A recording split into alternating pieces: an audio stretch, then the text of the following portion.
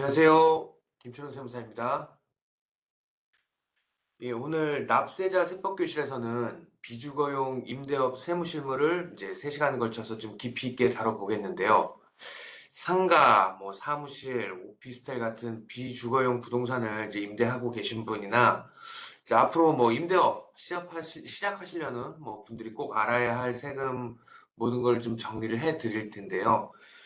오늘 이 강의로 해서 나 이걸 몰라서 세금 더 냈구나. 이렇게 하는 일은 없도록 좀 만들어 드리겠습니다. 네, 업종별 세무실무 비주거용 임대업 강의 시작하겠습니다. 이제 세금 때문에 손해보지 않는 똑똑한 건물주가 될 수 있도록 제가 안내를 좀 드릴 거고요. 제 소개를 간단하게 하자면은 지금 현재 누리세무그룹에서 그 세무사로 일을 하고 있습니다. 세무사 개업한 지는 한 15년 정도 됐고요. 15년 정도 개업 세무사로 일을 하고 있고, 지금은 전반적인 부분에서 다 세무 업무 시행하고 있습니다. 활동하는 거는 라디오나 TV나 이렇게 활동하고 있습니다. 오늘 강의는 총 챕터가 4가지인데요. 첫 번째는 비주거용 임대업이 뭔지, 기본 개념부터 사업자 등록까지 좀 다뤄보고요. 두 번째 챕터에서는 이제 부가가치세를 집중적으로 좀 파고들어서 좀 볼 거고요. 세 번째 챕터에서는 종합소득세 신고와 절세 전략, 그리고 마지막 네 번째 챕터에서는 취득세, 재산세, 양도세, 이런 거 있죠. 이런 거 같은 기타 세금이랑 실전 이제 질문 많이 들어오는 것들 한번 해서 마무리하겠습니다. 챕터마다 좀 사례랑 계산 예시를 좀 넣었으니까는 메모하시면서 이제 따라오시면 될 것 같아요. 첫 번째 챕터는 이제 비주거용 임대업이란 어떤 건지에 대해서 좀 짚고 넘어가야 될 것 같은데요. 이제 말 그대로 이제 사람이 사는 게 살고 있는 게 거주용. 그리고 사람이 거주하지 않는 주택, 주택이 아닌 건물 같은 걸 빌려가지고 수익 같은 걸 얻는 사업이에요. 상가나 사무실이나 오피스텔이나 업무용 오피스텔이요. 그리고 공장이나 창고, 지산이라고 그러죠. 지식산업센터. 이런 것들이 이제 여기에 해당을 합니다. 이게 왜 중요하냐면요.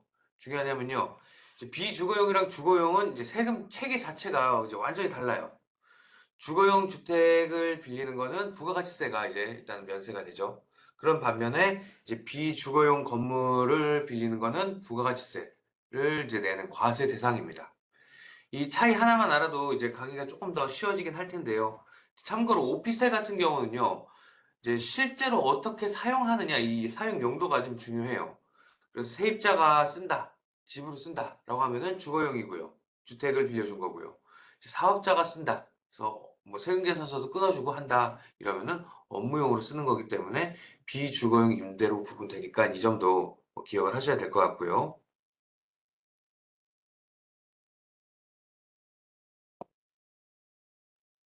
이 비교표를 보면은 비주거용이랑 이제 주거용의 세금 차이가 좀 보이긴 하는데요. 가장 큰 차이는 여기서 뭐니 뭐니 해도 부가가치세입니다. 이제 비주거용 임대는 내가 빌려주는 가격, 임대료에 10%의 부가가치세가 붙고요. 보증금에 대해서 간주 임대료도 또 계산을 하셔야 돼요. 근데 그것과 반면에 이제 주택 임대 같은 경우는 이제 부가세가 면세라서 이제 이런 고민은 없죠. 소득세 측면에서도 좀 다르긴 합니다. 주택임대 소득은 이제 연 2천만 원 이하면은 분리과세를 선택할 수 있는 혜택이 있긴 한데 비주거용 임대소득은 금액이랑 상관없이 전부 무조건 다 종합소득세로 합산해서 세금을 내야 돼요. 그리고 비주거용 임대사업자는 세금계산서 발행해야 되죠. 이거 안 하면은 가산세 나오니까는 이거 조심하셔야 되고 요 내용은 우리 두 번째 챕터에서 다시 한번 좀 보도록 할게요. 다음 부분은 이제 비주거용 임대업 할 때 이제 사업자 등록을 낼 때 좀 많이 헷갈리는 게 이제 업종 코드인데 여러 가지 있죠. 비주거용 건물 임대업인데도 자기 땅이냐 타인 땅이냐 어떤 거냐에 따라서 그 업종 코드가 세부적으로 여러 코드가 있어요. 이제 이 중에서 가장 대표적인 게 바로 메뉴에 있는 게 이거 메뉴에 있는 거예요. 701 201번 비주거용 건물 임대업 이제 점포 자기 땅인데요. 자기 소유의 토지 위에 있는 땅, 자기 거죠. 자기 거 위에 상가라든지 사무실이라든지 이런 걸 이제 임대할 때 해당해요. 근데 만약에 이제 건물은 내 건데 이 밑에 있는 땅이 이게 남의 거다라고 한다면은 어떻게 해요? 그 밑에 거죠. 701, 202 코드 요거 써야 됩니다. 또 이제 지식산업센터다라고 하면은 701, 203 그리고 광고용 건물 임대다라고 하면은 701, 204 또 내가 내 게 아니라 남의 걸 빌려가지고 다시 한번 누군가에게 빌려주는 전대라고 한다면은 701, 300 적어주셔야 되고요. 이 업종 코드가 왜 중요하냐면은 나중에 이제 경비율 달라지고 간이가세 적용 여부에도 이제 영향을 좀 줘요. 그래서 사업자 등록을 할 때 정확한 코드를 선택을 하셔야지 나중에 문제가 안 될 수 있습니다. 그러면 이제 사업자 등록은 왜 해야 되냐? 이거 귀찮다고 뭐 미루시는 분들은 별로 없긴 한데 그래도 이거는 미루면은 안 되죠. 세법에서는 이제 사업을 개시한 날로부터 20일 이내에 등록을 하도록 이제 규정을 해놨고요. 또 등록 안 한 상태에서 이제 뭐 물건을 판다든지 이렇게 임대를 내준다고 하면은 그 가액, 공급가액의 1%에 해당하는 이제 가산세가 나오게 되죠. 이제 뭐 특히 이런 거 같은 경우는 돈이 이제 건물을 살 때, 매입을 할 때 이제 그러거나 아니면 이제 새로 지을 때, 신축할 때 이제 부가가치세가 이제 많이 나가게 되는데 이걸 공제를 받으려면 이제 반드시 이제 사업자 등록이 되어 있어야 됩니다. 예를 들어서 이제 10억짜리 상가를 만약에 내가 빌렸다. 쓸 수 있나요?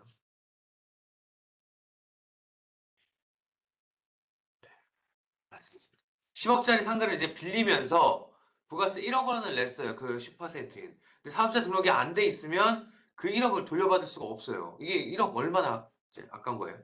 그래서 이제 저는 이제 항상 이제 건물 계약하시기 전에 사업자 등록부터 먼저 다 하세요라고 이제 말씀드려요. 세무서 가셔가지고 직접 하셔도 되고요. 아니면 요즘은 뭐 이제 홈택스로 온라인으로 본인이 직접 간편하게 신청할 수도 있습니다.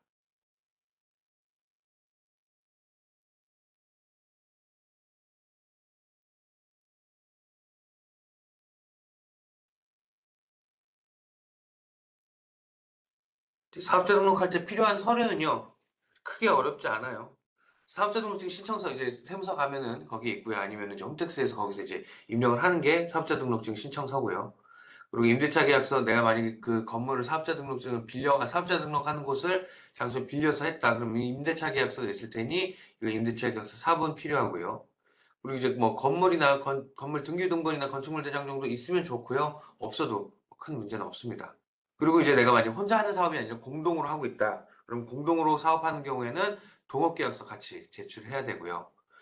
이제 뭐 홈택스로 신청하시면은 등기부등본은 직접 이제 제출하시지 않아도 세무서에서 전산조회가 가능해요. 근데 이제 보통 이제 임대차 계약서는 꼭 스캔해서 첨부를 해야 되니까는 미리 하나 준비를 해 놓으시면 될 것 같습니다.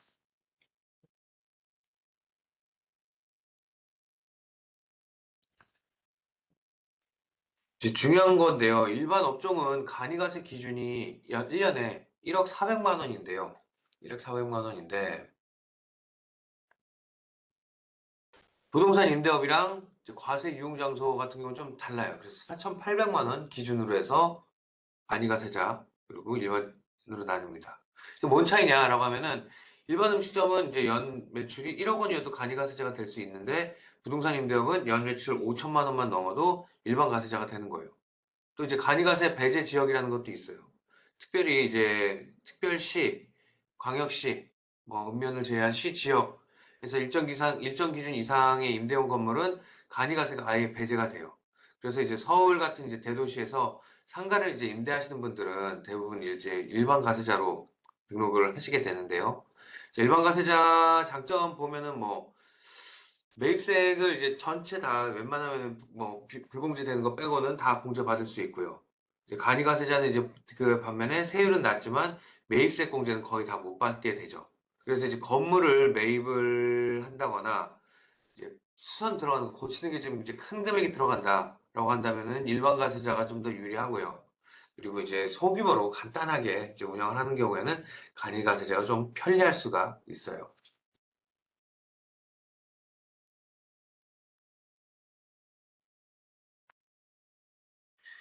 다음은 간이가세 배제 중에 이제 부동산 임대업 특수 규정인데, 부동산 임대업 같은 경우는 이제 간이가세 배제 기준은 이제 국세청에서 이제 어떤 거는 간이가세 안 시킨다라고 해서 매년 이제 고시를 하는데, 기본적으로 이제 뭐 특별시나 이제 광역시나 이렇게 시에 이제 있는 뭐 임대용 건물 이런 거 같은 경우는 뭐 면적 기준이다, 아니면 임대료 기준을 이제 충족하면 간이가세가 이제 배제가 돼요.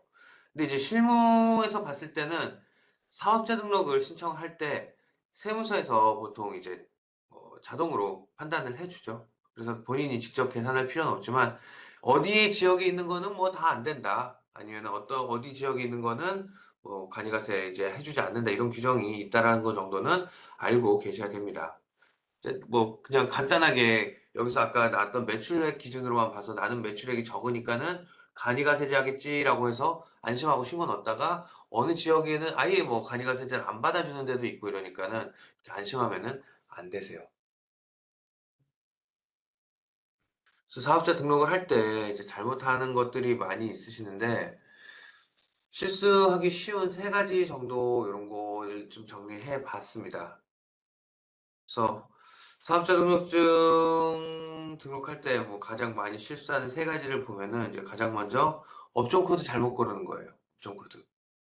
이제 뭐 저희 꼭 그 부동산, 비거주 임대용 부동산 임대용 말고도 다른 데서도 이제 업종 코드를 이제 고를 때 좀 유의하셔야 되는데, 오피스텔을 내가 만약에 빌려주는데 세입자가 사는 사람이 집으로 쓰겠다, 나 여기 전입신고도 하고 주거용으로 쓰겠다, 뭐 이렇게 하는 경우가 있고요. 아니면은 사업자로 쓰겠다, 나 여기서 사업하겠다라고 해서 이랬을 때 업종 코드가 서로 달라요.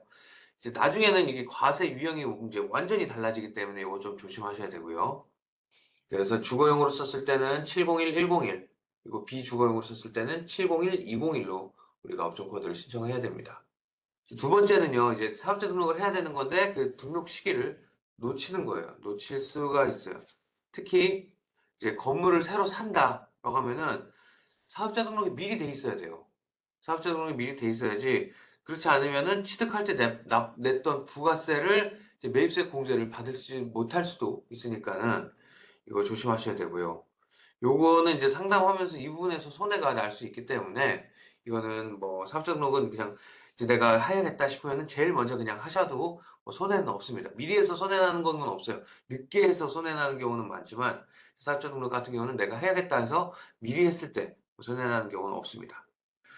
그래서 건물을 사기 전에 반드시 이제 사업자 등록부터 하셔야 되고, 마지막으로 이제 세 번째로는 이제 공동 소유, 뭐 부부나 이제 가족이 공동으로 건물을 소유할 때 등록을 누구한테 하느냐, 이 주체를 혼동하는 경우가 있어요. 공동으로 같이 공동사업자에서 등록을 할 수도 있고요. 뭐 이럴 때는 이제 각각의 지분율에 따라서 소득을 이제 배분을 되게 됩니다. 이런 것들 잘 챙겨 놓으시면 될 것 같아요.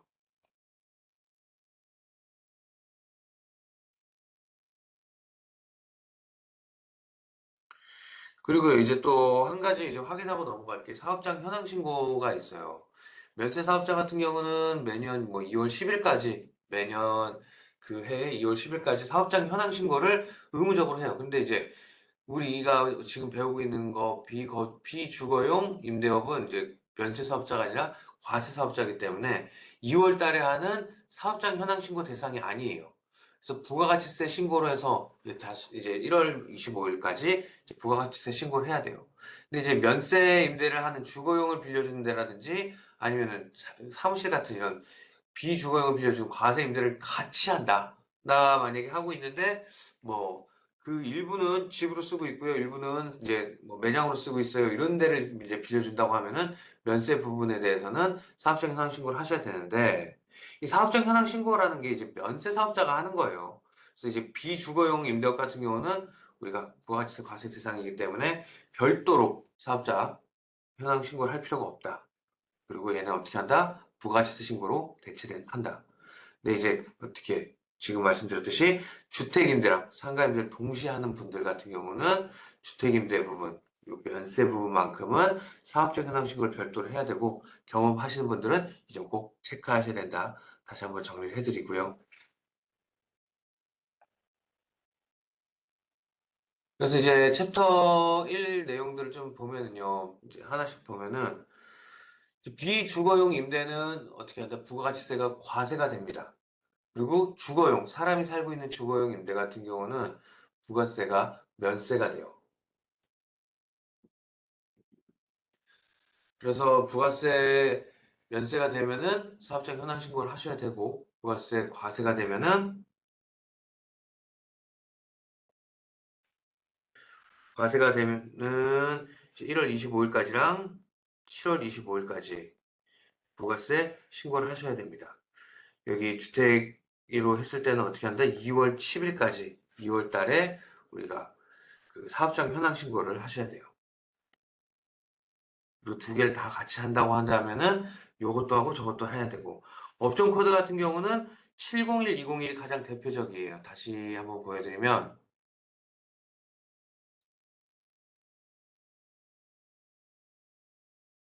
701, 201로 해서 우리가 보통은 가장 많이 대표적으로 하고 있고요. 이거는 내 땅에서 보통 땅도 내 거고 건물도 내 거죠. 이랬을 때 내가 빌려주게 되는데 여기에 들어와서 이제 뭐 사무실 하겠다, 상가 하겠다 이런 식으로 했을 때 우리가 701, 201 코드를 쓰게 됩니다. 이게 가장 많이 쓰이게 되고요.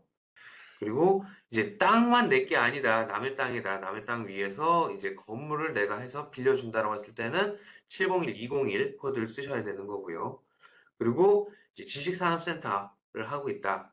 빌려준다. 그러면 701, 203 코드를 쓰시면 됩니다. 이제 건물이 있는데 그 건물을 광고용으로 쓰고 있는 그 광고용 건물을 빌려준다라고 하면 701, 203인데 얘는 별로 많이 저도 한 번도 해본 적은 없고요. 그리고 이제 내가 만약에 위에도 하고 있는데 뭐 남의 뭐 공간을 빌려 가지고 여기 뭐 예를 들어서 남한테 큰 건물을 빌려요. 그래서 여기에 뭐 주차장도 있고 한쪽에서는 내가 사업을 하고 요 나머지 칸에는 공간이 남으니까 다른 사람에게 빌려준다라고 하면 여기에 대한 내가 원래 하고 있는 일에 대한 사업자 업종 코드도 넣어야 되고 여기 남에게 빌려주는 거에 대해 전대라고 이야기하는 여기에 더서도 701300이라는 업종 코드를 사용을 하셔야 된다. 이게 전대 또는 전전대다. 그리고 뭐 공장재단 같은 경우는 701, 501 얘는 뭐 별로 많이 쓰지 않습니다. 보통 701, 201이랑 뭐 701, 300 많이 쓰게 되는 거죠. 그리고 사업자 등록은 언제 하셔야 된다? 사업자 등록은 그러니까 내가 사업을 건물 취득 전에 하는 게 유리하긴 한데요.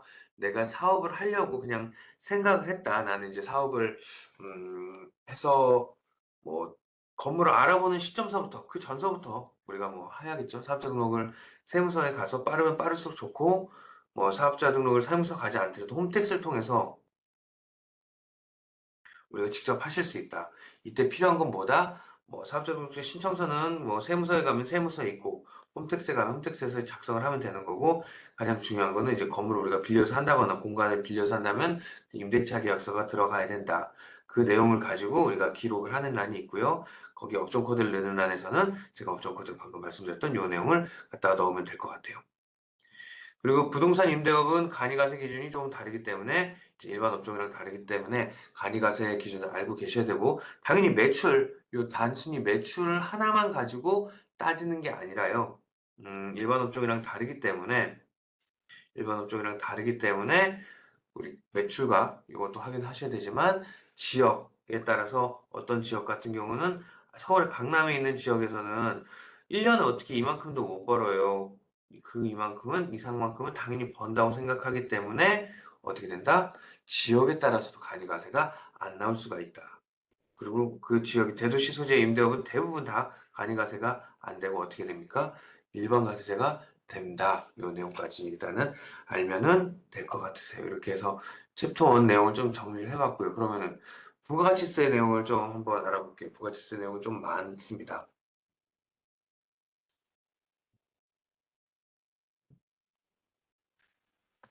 챕터 2에서는요, 이제 뭐 부가가치세 비주거용 임대업의 이제 가장 이제 주된 내용이죠. 그 주거용이면은 부가가치세를 안 내고요.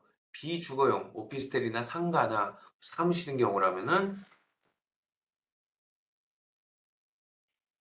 오피스텔, 상가, 사무실, 공장 이런 식의 경우라고 한다면은 비주거용으로 들어가고 이때에서는 부가가치세를 이제 과세가 돼서 과세를 내야 되기 때문에 이 과세 구조를 이해를 하셔야 됩니다. 어떻게 해서 과세가 되는지. 그리고 간주임대료라는 게 발생을 해요. 보증금을 내가 받았다. 우리가 보통 하면은 뭐 임대차 계약을 뭐 누군가에게 내 공간을 빌려줬을 때 보증금 얼마, 그리고 월 차임, 월세 얼마 이런 식으로 받잖아요. 이 월세에 대해서는 당연히 부가가치세가 나오고 우리가 종합소득세도 내는데 이 보증금에 대해서도 간주임대료라고 해서 간주임대료를 세금을 내게 됩니다. 간주임대료에 대해서도 같이 한번 볼 거고요. 간주임대료라는 게 어떤 거냐면요. 내가 월세에 대해서는 돈을 바로 받는데 보증금에 대해서는 그만큼 은행에다가 넣어놨을 때 이자가 발생하지 않을까 그거에 대해서 소득으로 봐서 이거에 대해서도 세금을 매기겠다 이 내용이고요. 우리 그리고 또 세금계산서 비주거용 임대업을 이제 비주거용 오피스텔이나 상가를 이제 임대를 하게 되면은 세금계산서도 발행을 해주셔야 되니까 이것도 아셔야 됩니다. 그리고 이거 비주거용 그러니까 오피스텔이나 상가 이런 걸 빌려주면서 우리가 돈이 나가게 됐을 때 이때도 매입세 공제랑 받지 못하는 항목들이 구분이 돼 있어요. 공제되는 항목과 그렇지 않은 것들도 한번 볼 거고요.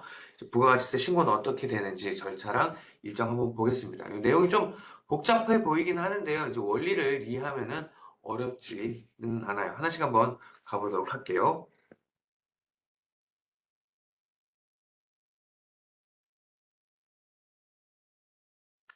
부가가치세 기본 구조는요, 이제 정말 이제 심플해요. 간단해요. 내가 받은 부가세, 내가 받은 거, 내가 고객으로부터 내 건물에 세에 있는 사람으로부터 받은 부가세에서 내가 냈던 부가세, 매입세, 내가 뭐, 오늘 건물을 수리하기 위해서 보일러를 구입할 때 보일러가 만약에 100만 원이다. 그러면 여기 부가세 10%인 10만 원을 내서 총 110만 원을 내고 보일러를 구입을 했어요. 이거를 내가 왜 구입했어요? 그냥 뭐 집에서 쓰려는 게 아니라 내가 그 빌려주고 있는 오피스텔에 뭐 보일러가 고장이 났다든지 해서 그걸 수리하기 위해서 들어갔기 때문에 이거를 10만 원만큼은 매입세금으로 해서 빼주게 됩니다. 그래서 이 부가가치세라는 거는요, 최종 소비자가 부담하는 세금이기 때문에 우리 같은 경우는 최종 소비자가 아니에요. 우리는 사업자예요. 사업자이기 때문에 우리는 중간에 이제 세금을 받아서, 부가세를 받아서 이거에 대해서 이제 국가에 내는 역할을 해요. 최종 소비자가 누구예요? 소비자가 나는 사업자고 최종 소비자는 우리 건물에 살고 있는 우리 오피스텔이나 상가나 이런 데에 새 들어 살고 있는 요분들이 이제 최종 소비자들이에요. 이분들한테 우리가 월세를 해서 받고 여기에 추가로 뭘 받아요? 부가세를 받게 되죠.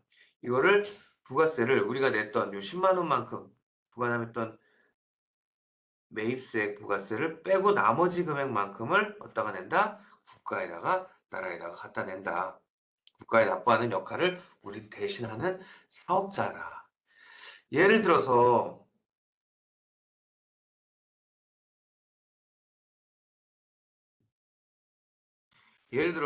만약에 월 임대료가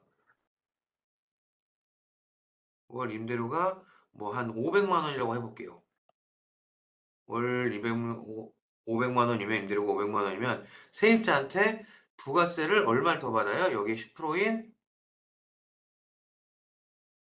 50만 원을 받겠죠? 그래서 합쳐서 550만 원을 우리가 월세로 해서 받습니다. 그러면은 이걸 뭐 6개월 동안 일단은 우리가 부가세 신고할 때 6개월 동안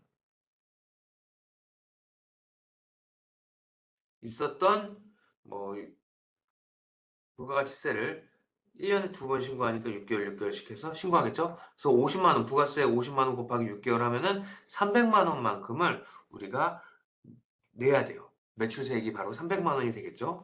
여기.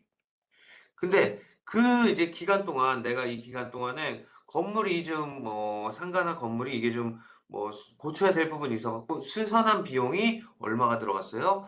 1,000만 원이 들어갔는데 여기 1,000만 원의 10%인 부가세를 100만 원만큼 우리가 냈단 말이에요. 왜냐? 건물을 고쳐주시는 분이 우리한테 1,000만 원을 청구를 할 때 1,000만 원만 청구하는 게 아니라 여기에 부가세 10%를 같이 더해서 1,100만 원을 달라고 하면 1,100만 원을 주는데 그중에 1,000만 원만큼은 건물을 고치는 데 들어간 거고 100만 원만큼은 우리가 부가세를 이분에게 드리면 이분도 국가에 100만 원을 부가세를 내겠죠.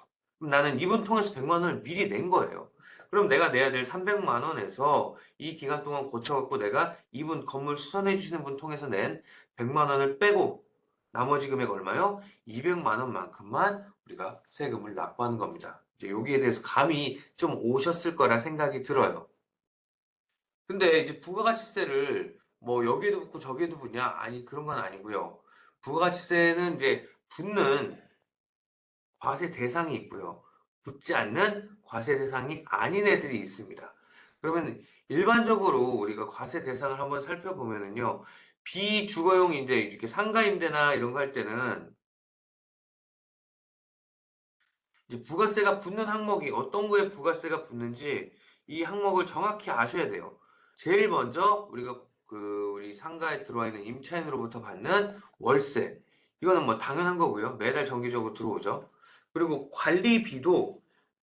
우리가 뭐 건물을 청소를 해준다든지 아니면은 뭐 관리를 해주는 요 비용을 임대인인 내가 별도로 받게 되면은 이것도 마찬가지로 과세가 됩니다. 또 이제 몰랐던 이제 보증금 우리가 월세를 받는 거는 알겠어. 월세는 매달 뭐 한 50만 원이라고 한다면 여기에 부가세는 5만 원이 붙는 거는 알겠는데 그럼 보증금 1,000만 원이라고 하면은 여기 부가세 1,000만 원에 대해 100만 원이 붙느냐 이런 식으로는 아니고요. 보증금도 뭐 이걸 직접 받진 않지만 내가 세금 계산을 해서 이 1,000만 원에 대해서 세금 계산을 해서 부가세를 내야 돼요. 이거를 임대료로 간주하겠다라고 해서 간주 임대료라고 합니다. 근데 이제 반면에 이제 뭐 세입자가 내야 될 돈을 이제 연체했어요. 50만 원에 대해서 이제 좀 월세를 늦게 내죠. 이거에 대해서는 어떻게 한다? 연체임자에 대해서는 뭐 지연 손해금 성격이기 때문에 부가가치세 과세 대상이 아니에요. 그리고 또 뭐 이제 전기, 수도, 가스요금을 단순히 내가 받아가지고 전달만 해요. 뭐 받아가지고 내가 전달만 하는 경우라고 한다면은 이것도 명의도 세입자 명의죠. 세입자 명의로 단순히 이제 받아만 납부를 한다고 되는 전달만 하는 경우는 과세 대상이 아닙니다. 자, 근데 내가 이거를 전기, 수도, 가스 요금을 내가 이 관리비에 넣어갖고 받아요, 여기서. 뭐 내가 관리비를요, 한 달에 청구를 합니다. 10만 원 청구합니다. 근데 이 안에는요, 여러분들이 쓰시는 수도료도 들어가 있고요. 그래서 이거 가스료도 들어가 있고요. 뭐 이걸 다 일괄적으로 해가지고 10만 원을 저한테 주시면 제가 여기 안에서 내가 건물 주니까는 내가 가스요금도 내고 전기요금도 내고 수도요금도 내요라고 이야기를 한다고 한다. 그러면은 다시 이쪽으로 올라와서 어떻게 된다? 과세 대상이 됩니다. 그리고 또 권리금도 임대인이 받는 경우라고 하면 과세 대상이 되고요. 그리고 원상복구를 했을 때 이거 이제 임차인이 이제 건물을 쓰다가 나갈 때가 있죠. 나갈 때 이제 원상복구를 해야 되는데 원상복구를 안 했기 때문에 이거에 대해서 돈을 받는다. 이러면은 과세 대상이 될 수 있으니까 이 점 주의하셔야 됩니다.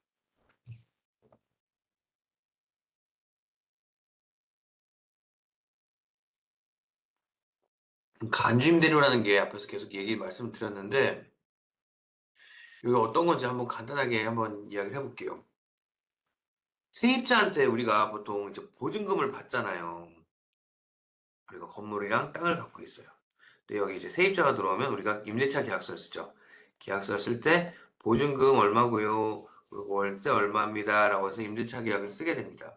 월세는 매달 이제 내 통장에 따박따박 찍히게 되는데 보증금은 이제 들어올 때 처음에 한 번 내죠.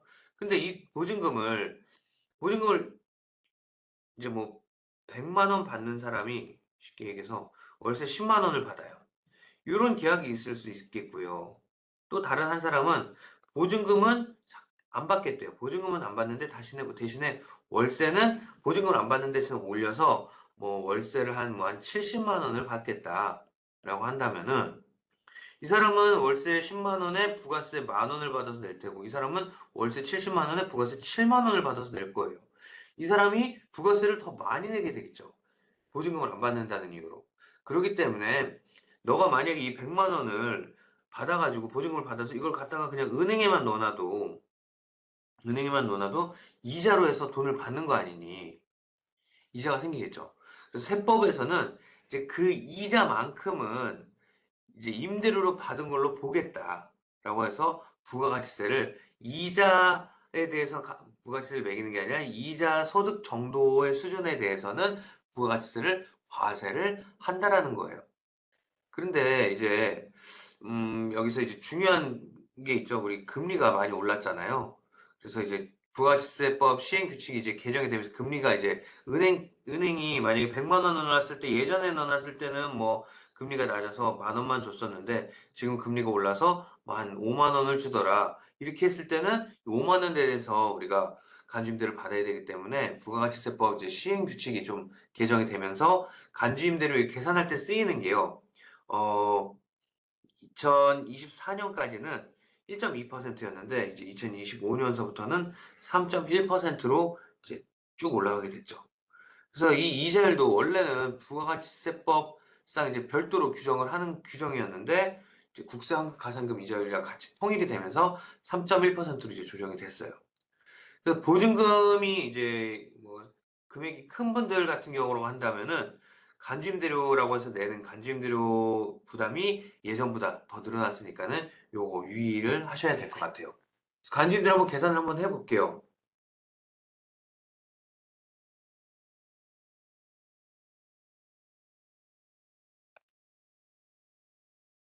간주임대료를 한번 실제로 계산해 보면은 보증금이 2억에 내가 만약에 이제 건물이 이렇게 있고 상가가 있는데 보증금을 2억에 이제 하고 상가를 임대한다고 가정을 할게요.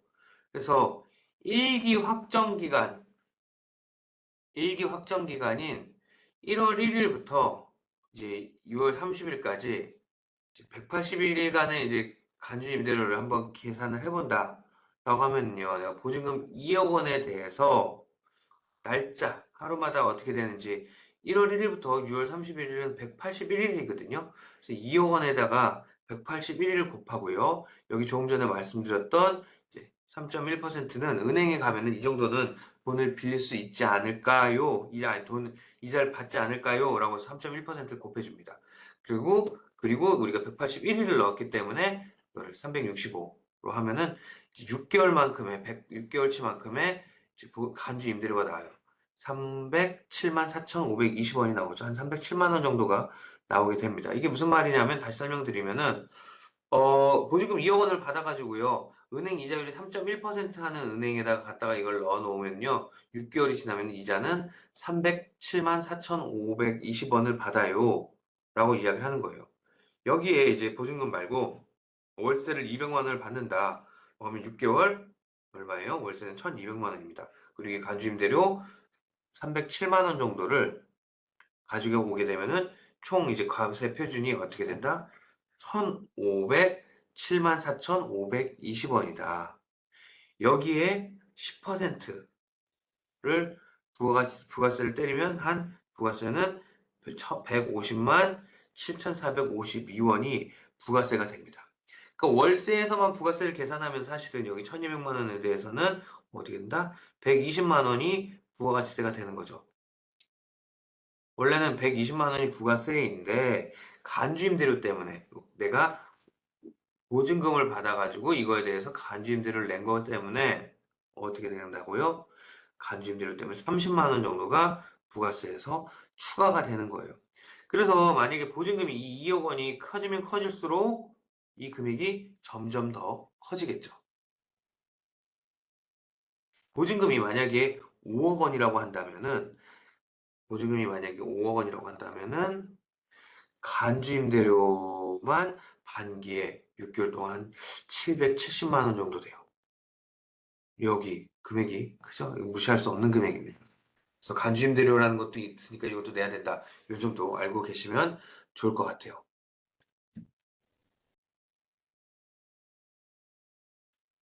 그래서 간주임대료를 하게 될 때는 이제 아셔야 되는 게 있는데, 월세가 없어도 보증금만 있으면은 간주임대료가 발생이 조금 전에 말씀드렸듯이 월세는 하나도 안 받고요. 보증금만 뭐 5억이에요. 보증금만 7억이에요. 이렇게 하는 걸 우리가 뭐라고 그래요? 전세라고 그러죠. 전세 같은 경우로 이렇게 상가를 임대해요. 그럼 나는 매달 나한테 들어오는 월세가 없죠. 그렇다고 한다고 하더라도 간주임대료가 생기기 때문에 부가가치세는 신고를 꼭 하셔야 됩니다. 이거 자주 틀려요. 간주임대료 관련해 갖고 실무에서 자주 틀리는 건데, 월세를 내가 안 받고 있으니까 부가세 신고 안 해도 되겠지라고 생각하시는 분들 계시는데, 이런 큰일 납니다. 이제 전세로 상가를 임대한다고 하더라도 간주임대료에 대해서 부가세를 반드시 신고하시고 납부도 하셔야 돼요.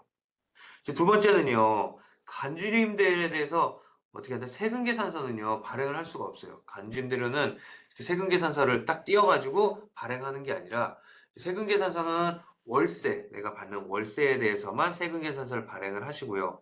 간주임대료는 빌려주는 내가 임대인이 실제적으로 그냥 본인이 스스로 계산해서 부가세 신고서에 계산을 해요. 부가세 신고서에 계산해서 적어서 납부를 해야 돼요. 방금 전 말씀드렸듯이 계산하는 방법은 어떻게 한다? 내가 받는 보증금에다가 그 상반기면은 181일, 하반기면은 184일을 곱한 다음에 3.1% 반주임대료 적용 이자율을 넣어주시고요. 365로 나오면은 그 간주임대료가 나오게 됩니다. 이거를 직접 임대인이 내가 계산을 해서 신고도 하고 납부도 하셔야 됩니다.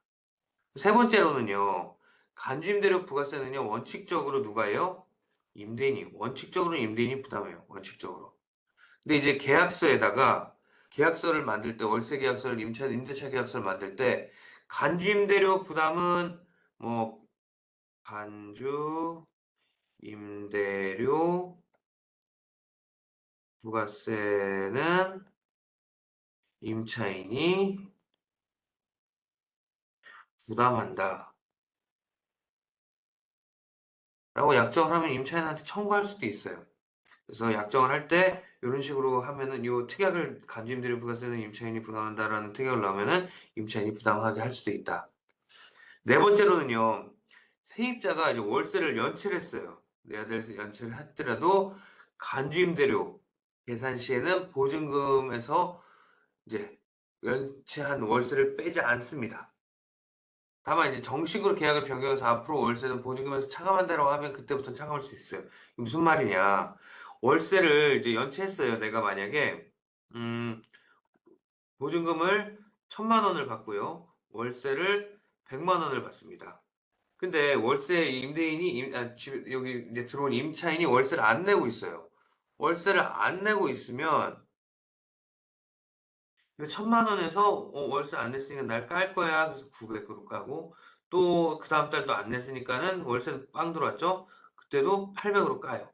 이런 식으로 해서 나는 이제 머릿속으로 내가 빌려줬으니까 머릿속으로 1000인데 얘가 돈을 안 냈으니 월세를 안 냈으니 900으로 줄여놓고 100 까서 그리고 또 안 냈으니까 800으로 까고 이렇게 했어요.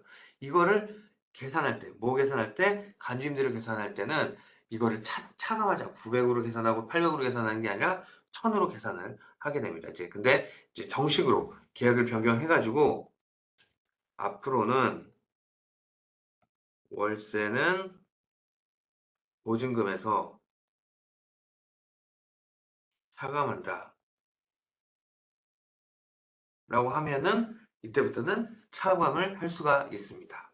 이 두 가지 임대인분들은 계약을 할 때 넣어 놓으시면 지금 유지할 수 있을 것 같아요. 다음은 이제 누가 세금계산서를 발행을 해야 되느냐. 우리 건물주라고 한다면은요. 세금계산서 반드시 이제 발행을 해야 돼요. 이제 일반 과세자 같은 경우는요. 매달 이제 임대료를 받을 때 세금계산서를 발행을 하고요. 또 요즘 같은 경우는요. 종이로 이렇게 세금계산서가 아니라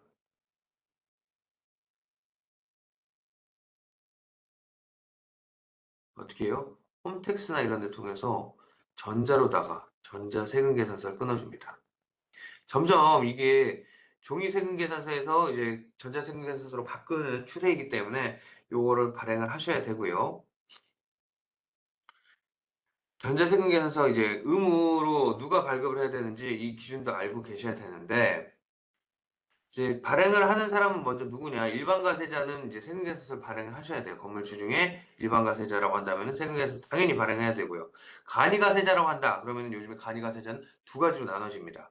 내가 일정 매출 이상인 사람, 그리고 일정 매출 미만인 사람인데, 일정 매출 이상이라면 간이과세자라고 하더라도 세금계산서를 발행을 할 수가 있어요. 근데 일정 매출액 미만이라고 한다면은 간이과세자는 세금계산서를 발행을 할 수가 없습니다. 그리고 전자로, 무조건 전자로 홈택스나 이런 데서 세금계산을 발행해야 되는 사람이 있는데, 이런 사람들 같은 경우는 누구냐? 이런 사람들 같은 경우는 개인 사업자는 이제 직접연도 공급가액이 전년도에 8천만 원 넘어간다고 하면은 종이로 발행하면 가산세 냅니다. 종이 세금계산서, 이분들이 종이 세금계산서를 발행하면 가산세가 나오게 되고요. 이분들은 무조건 전자로 세금계산, 전자세금계산서로 발행을 하셔야 되고요. 법인 사업자다 하면은 무조건 세금계산서, 전자세금계산서 무조건 발행을 하셔야 됩니다. 이때 만약에 이 둘 다 만약에 종이로 발행하면 안 되는데 종이로 발행했다, 전자세금계산서로 발행을 해야 되는데 종이로 했다, 그럼 가산세는 1% 공급가액에 대해서 이제 1% 가산세가 붙으니까 조심하시고요. 그럼 언제 발급을 하느냐? 발급 시기는요, 이제 매월 말일, 뭐 1월이면 31일, 2월이면 28일, 3월이면 31일 이런 때를 공급 시기로 보기 때문에 그때에 다음 달 10일, 1월이면은 언제요? 2월 10일까지. 2월 거는요, 3월 10일까지. 이때까지 발급을 하시면 돼요. 예를 들어서 다시 1월분 임대료는 세금계산서 1월 원래 언제를 공급 시기로 봐요? 31일을 공급 시기로 보죠. 이때에 다음 달은 2월이고 2월 10일까지 발급을 하시면 되고요. 이것도 마찬가지로 홈택스에서 발급을 직접 하셔도 돼요. 그리고 방법도 크게 어렵지 않습니다. 그리고 이런 분들 같은 경우 이제 홈택스에서 이제 발행을 하려고 하면은요, 필요한 게 있어요. 그냥 인터넷 들어가서 바로 아이디랑 비밀번호 넣고 발행을 하는 게 아니라 대표적으로 우리가 예전에 공인인증서라고 했던 공동인증서 아니면은 뭐 금융인증서 이런 게 필요하고요. 또 뭐가 있죠? 가장 좋은 방법이 저는 이제 그 사업자 등록을 내시는 분들한테 미리 말씀드리는데, 세무서에 가셔가지고 세무서에서 전자세금계산서 발행용 보안카드를 받으세요. 이게 제일 좋아요. 보안카드를 받으면은요, 음,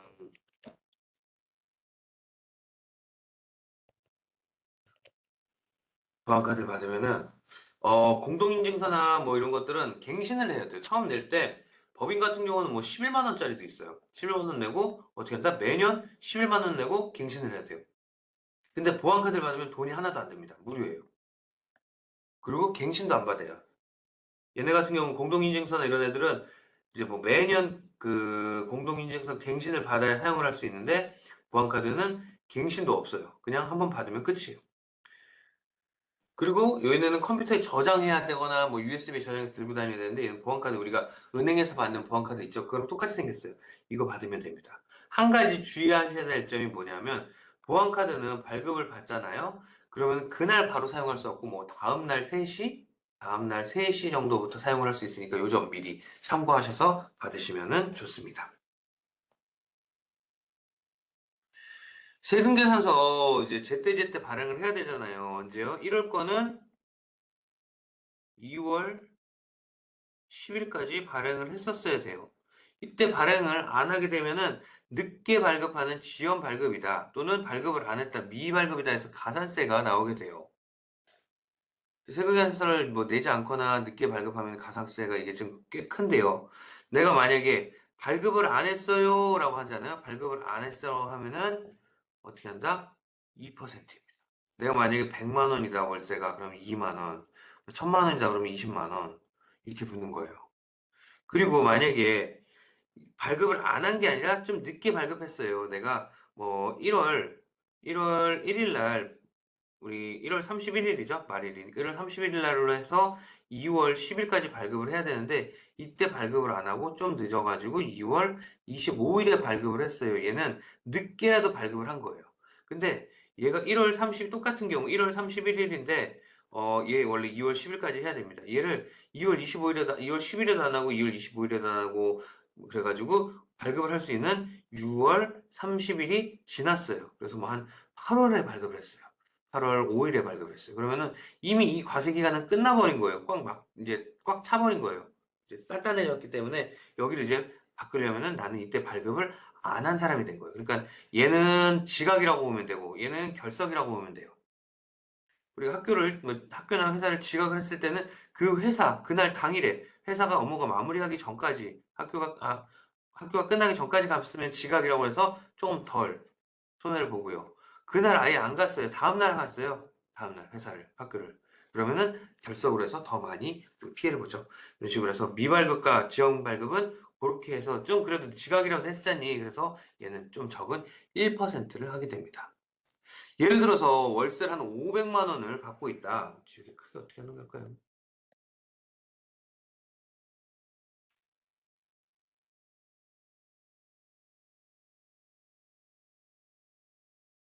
예를 한번 들어볼게요. 예를 들어서 월세를 한 500만 원을 받고 있다. 근데 얘를 세금계산 1년 동안 미발급하면 6천만 원에 왜냐면 500만 원 곱하기 12개 하면 6천만 원이죠? 여기에 2%거든요? 그러면은 가산세만 120만 원이에요. 근데요, 이게 여기서 끝나는 게 아니라, 이게 발급 안 했기 때문에 여기서 나와서 120만 원만 내고 끝내는 게 아니라요. 어, 내가 이걸 안 끊어줬잖아요. 안 끊어줬으니까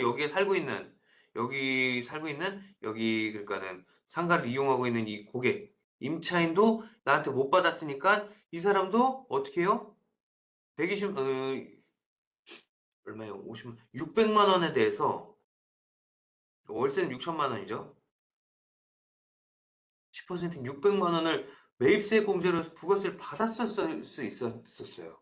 받을 수 있었는데 내가 안 끊어주니까 이 사람도 못 받았어요. 지금 내가 늦게 끊어가지고 한참 늦게 끊어가지고 이 사람이 받을 수 있느냐? 못 받아요. 어떻게 해야 돼요? 나 600만 원도 물어줘야 돼요. 그죠? 600만 원도 물어줘야 돼요. 여기서 끝나는 것도 아니에요. 또 내가 이걸 안 끊었기 때문에 당연히 이거에 대해서 어떻게 했겠어요? 세금 신고 제대로 안 했겠죠. 부가가치세 당연히 요거 6천만 원 이건 끊어지도 않고 막 그랬다. 그럼 6천만 원에 대해서 부가세 신고를 안 했기 때문에 이거에 대해서 부가세 원래 내야 되는 부가세 600만 원 내야 될 거고요. 또 이걸 제때 신고를 안 했기 때문에 뭐 과소신고를 했든 미신고를 했든 10% 최소 10%부터 시작하니까 60만 원 나올 거고요. 내가 지금 개인이라고 해서 할 거예요. 개인이라고. 개인이라고 해서 가장 낮은 세율 우리 종합소득세 만약에 놓쳤다라고 하면 6%부터 시작하죠. 제일 적은 거. 뭐 한 6%면은 이것도 360만 원이에요. 그러니까 내가 1년 동안 이거를 뭐 세금 신고를 안 했다고 봐야겠죠. 세금계에서 안 끊고 하나도 안 끊고 했으면. 그러면 이만큼의 손해가 발생하게 된다. 엄청나죠. 그래서 세무조사까지도 받을 수 있기 때문에 세금계사 발급이 뭐 귀찮다고 미루는 거는 절대 아니에요. 홈택스 같은 경우 들어가면은 한 10분이면 끝나는 거기 때문에요. 이렇게 해주시면 될 것 같습니다. 그래서 뭐한 50분 정도 지났는데 여기까지 하고 1교시는 여기까지 하고요. 우리 2교시 때 10분 쉬었다가 2교시 때 다시 보도록 하겠습니다.